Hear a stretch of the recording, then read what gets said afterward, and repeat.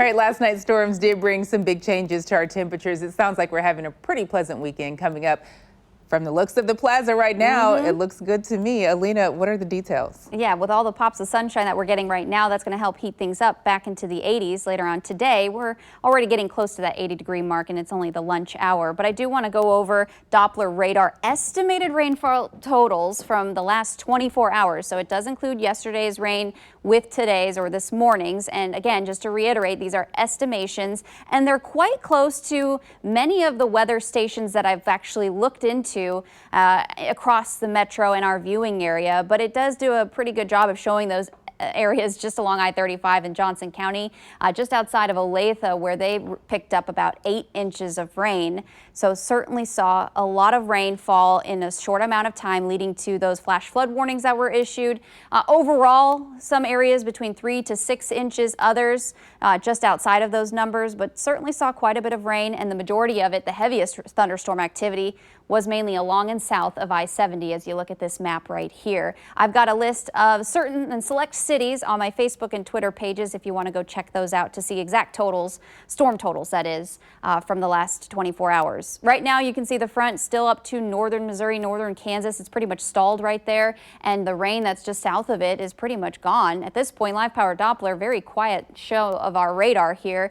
Maybe a couple of sprinkles out there to our south, but I don't anticipate any more measurable rainfall as we head further on into the afternoon. Meanwhile, we're already seeing a little bit of sunshine out there now, and I think we'll be partly sunny to mostly sunny or mostly cloudy at times through this afternoon and evening, and again overnight into tomorrow. Now, if cloud cover clears out and stays clear for several hours overnight into sunrise tomorrow, we could actually get a lot cooler than projected lows. But right now I'm thinking anywhere between mid to upper 60s. Now there is a secondary wave that comes in Saturday night into Sunday morning that may provide us with a stray shower. I think the majority of the rain, though, should stay off into central Kansas. But again, can't rule that out. Here's our forecast for today. 83 expected, but of course, with the skies looking partly sunny now, if we get a little bit more sunshine through the rest of today, we may get a little bit warmer than 83, maybe up as high as 84 to 86.